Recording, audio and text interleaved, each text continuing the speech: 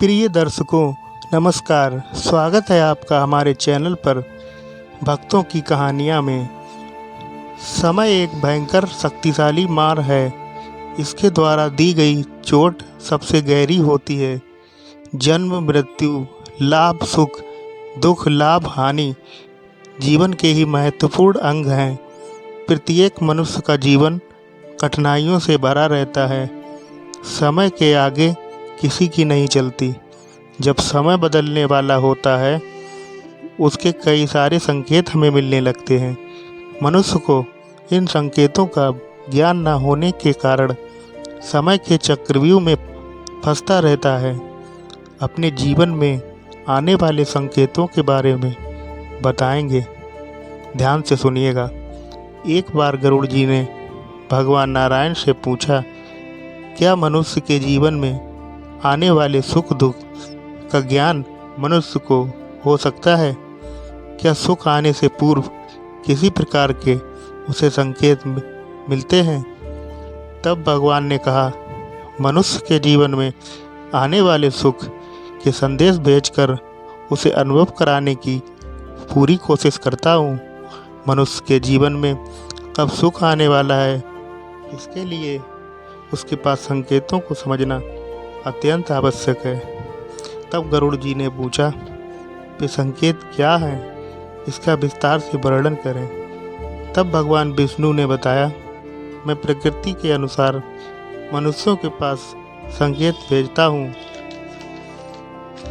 पहला संकेत, यदि अचानक कई सारी चींटियाँ झुंड बनाकर कुछ खाने लगें तो मनुष्य को समझ जाना चाहिए उसके घर में लक्ष्मी जी का आगमन होने वाला है और उसकी दरिद्रता शीघ्र ही समाप्त होने वाली है।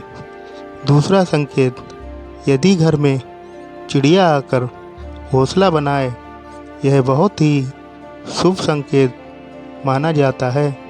इस संकेत से मनुष्य के धन में वृद्धि होने वाली है।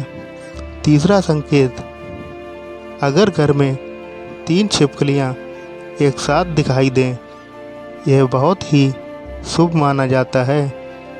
यह घर की उन्नति का संकेत होता है। चौथा संकेत, यदि किसी की दाहिनी हथेली में खुजली हो रही हो तो यह भी धन आने का शुभ संकेत है।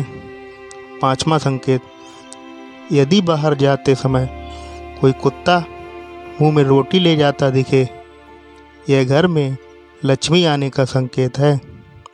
छठा संकेत, यदि आपके घर के द्वार पर गाय आके गोबर कर दे, यह भी बहुत शुभ माना जाता है।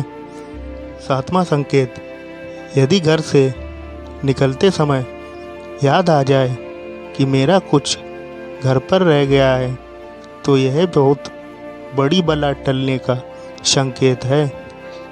तो यह थी मनुष्य के जीवन में आने वाली सुख के संदेशों की समस्त जानकारी।